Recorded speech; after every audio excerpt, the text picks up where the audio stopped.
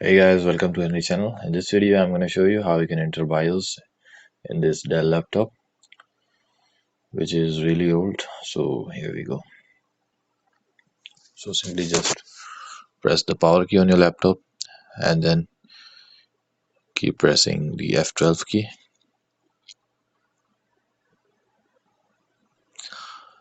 Okay, so from there, enter on BIOS setup.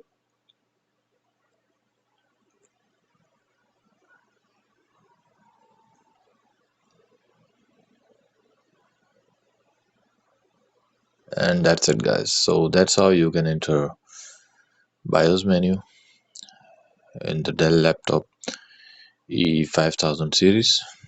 So that's all in this video. Make sure to sub the channel and leave a thumbs up.